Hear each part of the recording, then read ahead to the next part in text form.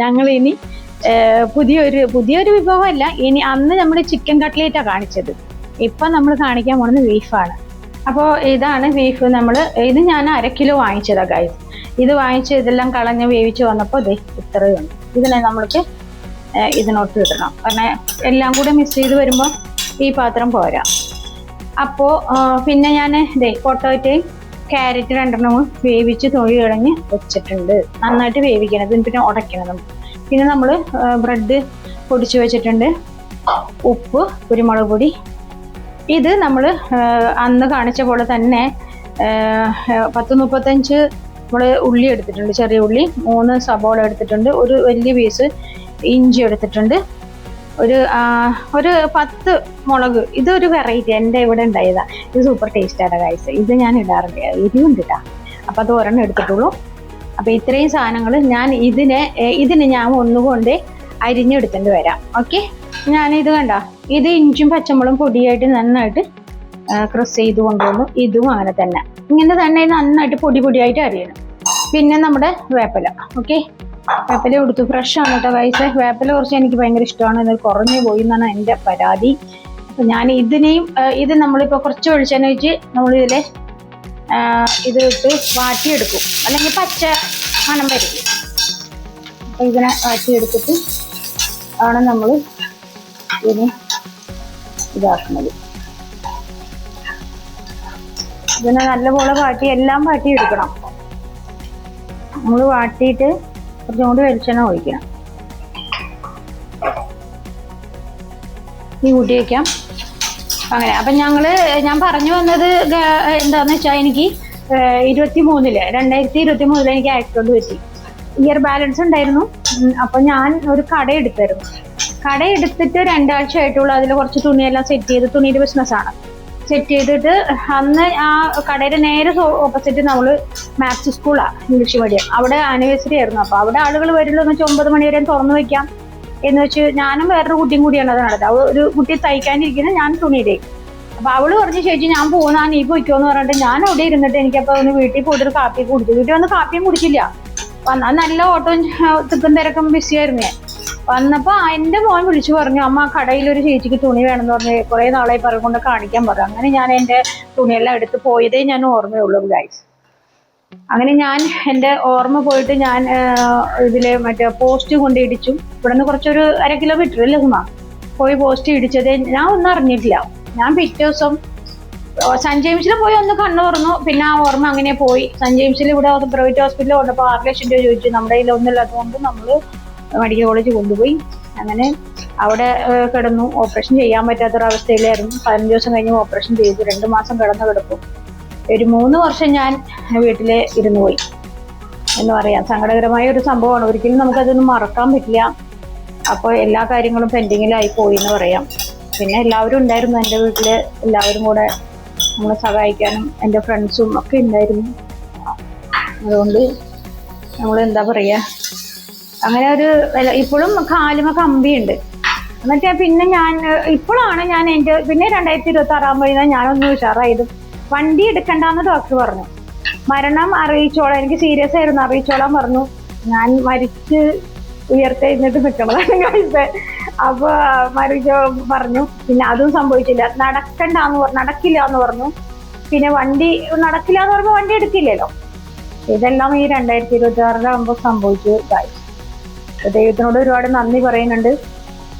ദൈവം മാത്രമുള്ളൂ നമ്മുടെ ഈ വഴി നടയിലും ഈ ജീവിതത്തിൽ മുന്നോട്ട് എല്ലാ കാര്യത്തിനും. ദൈവത്തിനെ കൂട്ടി വിളിച്ചിട്ടേ നടക്കാറുള്ളൂ. പിന്നെ ഒരു കാര്യം സീരിയസ് ആയിട്ട് നിങ്ങളോട് പറയാനുള്ളത്, മെസ്സഞ്ചറിൽ ഒരുപാട് ആളുകൾ വന്ന് മെസ്സേജ് വിടണമെങ്കിലും കുഴപ്പമില്ല, പരമാവധി നമുക്ക് റിപ്ലൈ കൊടുക്കുന്നുണ്ട് കുറേ ആളുകൾക്ക്. പിന്നെ ആവശ്യമില്ലാതെ കോളുകൾ വരുന്നുണ്ട്. ദയവായിട്ട് കോള് വിളിക്കരുത്.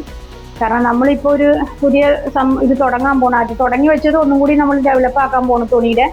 അതിന് നമ്മൾ നമ്പർ കൊടുക്കേണ്ടത്. ദയവായിട്ട് ആ മെറ്റീരിയൽ വേണമെന്ന് മാത്രം ആളുകൾ ഞങ്ങളെ കോണ്ടാക്ട് ചെയ്താൽ മതി. അല്ലാത്തവർ വിളിച്ചിട്ട് എവിടെയാ വീട്, എന്താ ചെയ്യണേ, എങ്ങനെയാ, ഭർത്താവ് എന്താ എടുക്കണോ, കല്യാണം കഴിഞ്ഞതാണോ, അതാണോ ഇതാണോ, കുറേ വിശേഷം ചോദിക്കണം. മറുപടി നമ്മൾ തരും തീർച്ചയായിട്ടും. അപ്പം കുറേ റോങ് ആയിട്ട് ആളുകൾ തന്നെയാണ് എനിക്ക് ഫീൽ ചെയ്തത്. അവരെല്ലാം കുറച്ച് ആളുകൾ ബ്ലോക്ക് ചെയ്ത് വിട്ടിട്ടുണ്ട്. ചുമ്മാ രാത്രിയിലൊക്കെ വിളിക്കുക, 2 മണിക്ക് 12 മണിക്കൊക്കെ. നമ്മൾ കുടുംബമായിട്ടൊക്കെ താമസിക്കുന്ന ആളുകളല്ലേ.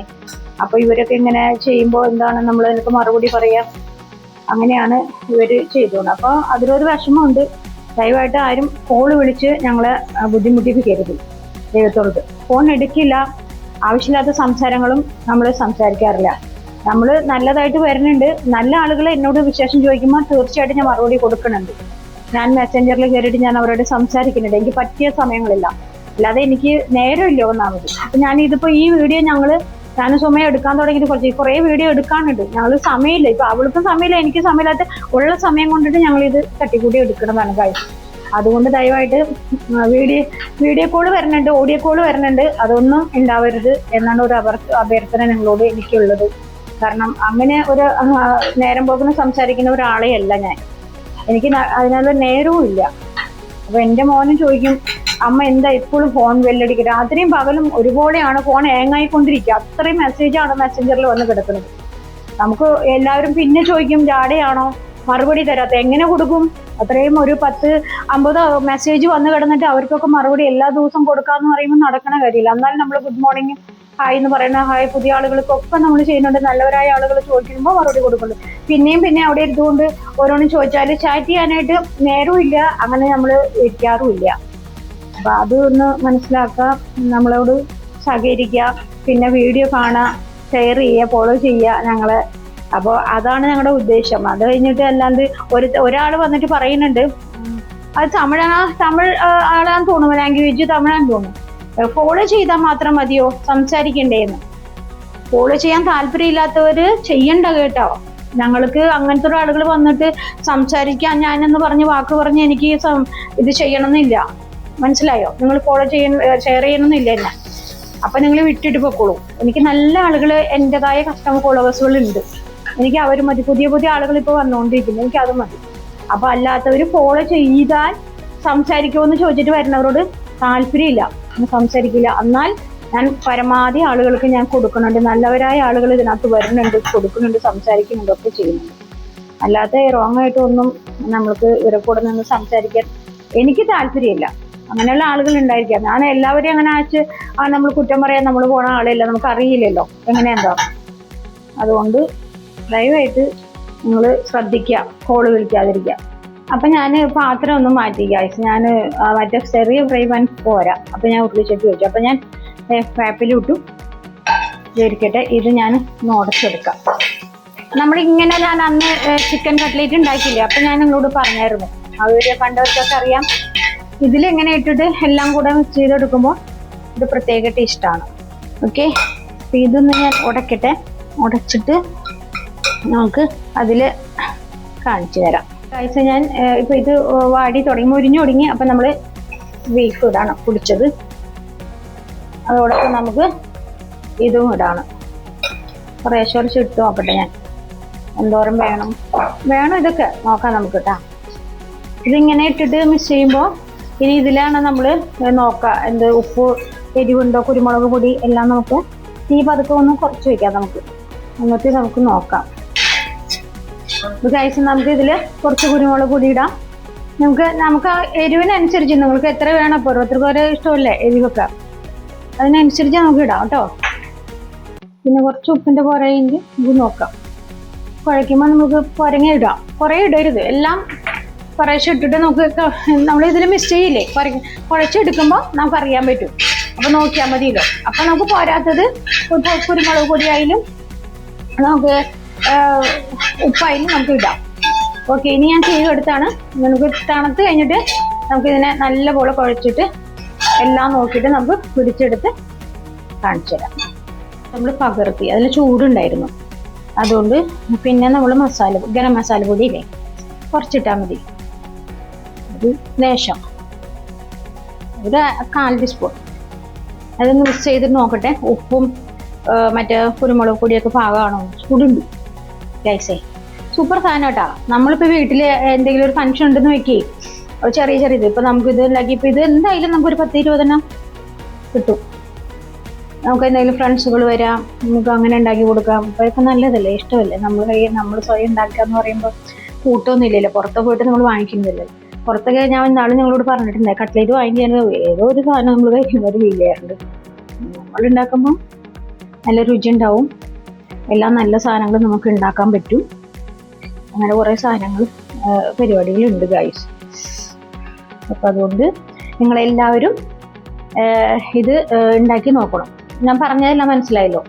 3 സബോള എടുത്തു, 35 ചെറിയ ഉള്ളി എടുത്തു, കുരുമുളക് പൊടി, ഉപ്പ്, ഗരം മസാല, വേപ്പില, ഇഞ്ചി, പച്ചമുളക് എല്ലാം വാട്ടിയിട്ടാണ് ഇതിലിടുന്നത്.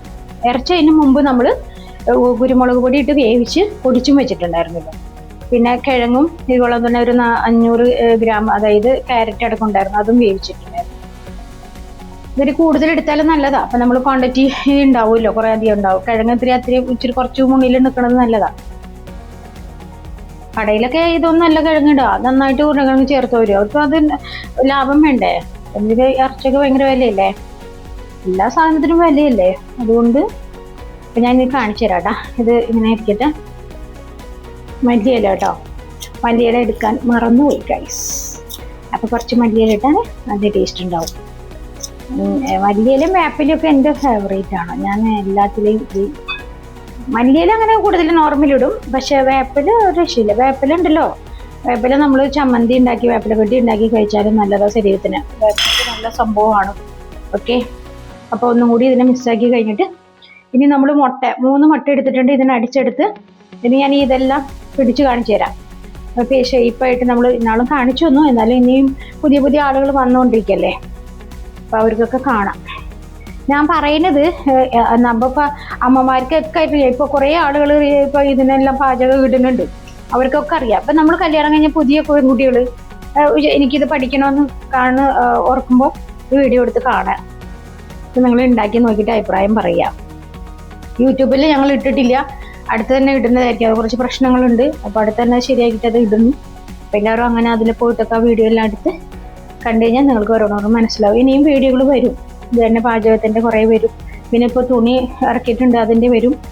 പിന്നെ പുറത്ത് പോയിട്ട് ഞങ്ങൾ എടുക്കും ഗൈസ്. എടുത്തിട്ട് ഞങ്ങൾ കാണിച്ചു തരാം കേട്ടോ. ഞങ്ങളുടെ മേട്ടിപ്പാടം പള്ളി എല്ലാം ഞങ്ങൾ കാണിച്ചു തരാം. പിന്നെ ഇവിടെ കുറേയൊക്കെ സ്ഥലങ്ങളുണ്ട്, പക്ഷേ ഈ പറഞ്ഞ പോലെ നമുക്ക് നേരം ഇല്ലാത്തതുകൊണ്ട് ഇങ്ങനെ അങ്ങനെ നിൽക്കണം. ഓക്കെ, അപ്പോൾ ഇത് റെഡിയായി. ഞാൻ ഇപ്പോൾ കാണിച്ചു തരാം കേട്ടോ. മുക്കി നമുക്ക് കുറച്ച് അതിൽ വെച്ചു ഗൈസ്. ഇതിൽ വെക്കാം. എന്നിട്ട് നമുക്ക് കൈ കഴുകിയിട്ട് അതിനെ നമ്മൾ അതിൽ ബ്രെഡ് ഇതിലേക്ക് പിടിപ്പിച്ചിട്ട് ഞാൻ ഇപ്പോൾ വരാം.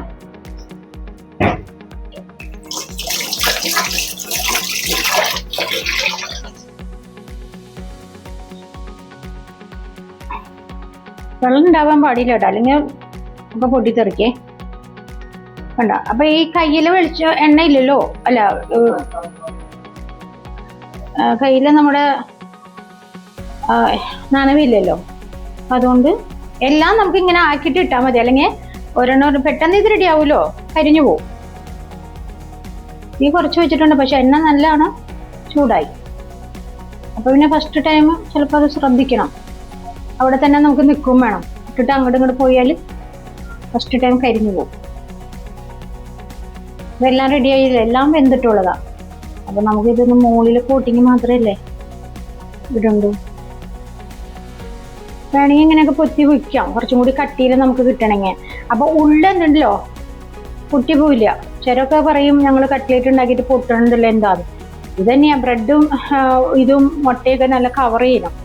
കവർ ചെയ്യാത്തതുകൊണ്ടാണ് നമുക്ക് അങ്ങനെ സംഭവിക്കുന്നത് കേട്ടോ. അതൊക്കെ നമ്മൾ ശ്രദ്ധിച്ചാൽ, ചെറിയ ചെറിയ സംഭവങ്ങളൊക്കെ നമ്മൾ ശ്രദ്ധിച്ചാൽ അടുപ്പിൻ്റെ കടയ്ക്ക് നിൽക്കുമ്പോൾ ഒട്ടും വെളിച്ചെണ്ണയുടെ അടുത്ത് വെള്ളം പാടില്ല, കയ്യിലായാലും ഒന്നിലായാലും. നമ്മുടെ കയ്യിലൊക്കെ തുടച്ച് നേരത്തെ ഞാൻ എല്ലാം എടുത്ത് വെച്ചിരിക്കാം. ഓക്കെ, കയ്യും ശ്രദ്ധിക്കണം, പെട്ടെന്ന് ഇടാൻ നോക്കണം, അങ്ങനെ കരിഞ്ഞു പോകും. നല്ല ചൂടായി.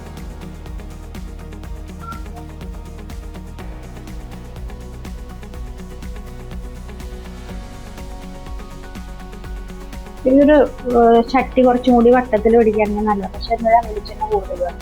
ഇതാകുമ്പോൾ വെളിച്ചെണ്ണ വേണ്ട, അങ്ങനെയുണ്ട്.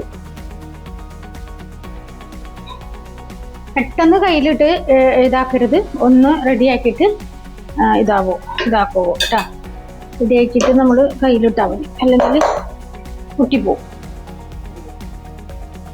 രണ്ടാമത് നമ്മൾ ഇടാണ്.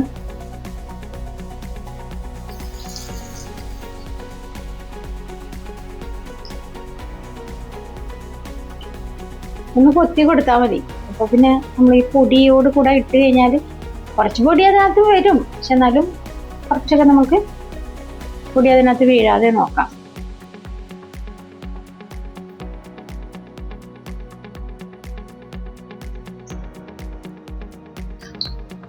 അപ്പോൾ ഗൈസ് നമുക്ക് റെഡി ആയിട്ടോ. ഫസ്റ്റ് ഇത് നമ്മൾ ഇട്ടിട്ട് റെഡിയായി. എണ്ണയൊന്നും കുടിക്കില്ല, കാരണം എന്താ, നമ്മൾ നല്ലപോലെ ഈ ബ്രെഡിൻ്റെ ഇതിൽ മുക്കിയായിരുന്നു, നല്ലപോലെ പിടിപ്പിച്ചായിരുന്നല്ലോ, അതുകൊണ്ട് എണ്ണയൊന്നും കുടിക്കില്ല, പൊട്ടുമില്ല. അപ്പം ചിലവർ എന്നോട് പറയും, ചേച്ചി ഇങ്ങനെ ഞങ്ങൾ ഉണ്ടാക്കുമ്പോൾ ഇവിടെ ഉള്ളവരിടാ ഇങ്ങനെ പൊട്ടുണ്ടല്ലോ എന്താന്ന്. അത് ഇത് തന്നെ, ഈ സംഭവം കോട്ടിങ് റെഡി ആവാത്തത് കൊണ്ടാണ് അങ്ങനെ ഒരു പൊട്ടണ അത് വരണത്. കണ്ട നോക്കിയേ, നല്ല രീതിയിൽ കിട്ടിയില്ല, നമുക്ക് എണ്ണയും കുടിക്കില്ല. അപ്പോൾ ഇനി നമ്മൾ ഇതും കൂടി നമുക്ക് ഇനി പിന്നത്തിട്ട് വിടാം. ഞാൻ കുറച്ചുണ്ടാക്കണുള്ളൂ, കുറച്ച് ഞാൻ ഫ്രിഡ്ജിൽ എടുത്ത് വെക്കുകയാണ്. എനിക്കൊരു സാറുണ്ട്, ഫിസിയോതെറാപ്പി ഉണ്ട്, അവർക്കൊക്കെ ഭയങ്കര ഇഷ്ടമാണ്. അപ്പോൾ തിങ്കളാഴ്ച കാരണം ഉണ്ടാക്കി കൊടുക്കുക. നമുക്ക് അങ്ങനെ ചെപ്പിലിട്ട് അടച്ചു വെച്ചാൽ കേടൊന്നും വരില്ല, ഫ്രിഡ്ജിൽ അങ്ങനെ ഇരുന്നോളൂ. അവർക്ക് കൊണ്ടുപോകാൻ നേരത്ത് ഫ്രൈ ചെയ്ത് കൊണ്ടുപോയാൽ മതി. അപ്പോൾ അവർക്കൊക്കെ ഭയങ്കര ഇഷ്ടമാണ്. ഇപ്പോൾ ഇത് രണ്ടാമത്തെ ട്രിപ്പ് നമ്മൾ എടുക്കുകയാണ്. ഇത്രയും ഉണ്ടാക്കണുള്ളൂ. എന്തായാലും നമുക്കൊരു ഇപ്പോൾ ഒരു 10, 20, 22 ഉണ്ടാവും. നമ്മളത് കാണിച്ച മുളക് നമ്മൾ ഫ്രിഡ്ജിൽ വെക്കുകയാണ്. മറ്റേത് ഞാൻ പറഞ്ഞില്ലേ, ഇപ്പോൾ തിങ്കളാഴ്ച ഉണ്ടാക്കാനായിട്ട് ഫ്രിഡ്ജിൽ വെക്കുകയാണ്. നമുക്കിപ്പോൾ ആവശ്യത്തിനല്ലേ ഉണ്ടാക്കുമ്പോൾ ഈ ചൂട്ടോട് വെച്ചിട്ട് തണുക്കും. ഗൈസ് കണ്ട ഇത്രയും ഉണ്ടാക്കി. ഇനി നമുക്കൊരു 10, 22 ഒരുമിച്ച് കിട്ടിയിട്ടുണ്ട്. നമുക്ക് ബാക്കി അവിടെ ഫ്രിഡ്ജിൽ വെച്ചിട്ട് നമുക്ക് ടേസ്റ്റ് നോക്കാം കേട്ടോ, എങ്ങനെയുണ്ടെന്ന്. ചൂടില്ലാത്തത് നോക്കിയിട്ട് കഴിച്ച് കാണിച്ചു തരാം ഗൈസ്. സൂപ്പർലേ, നോക്ക്.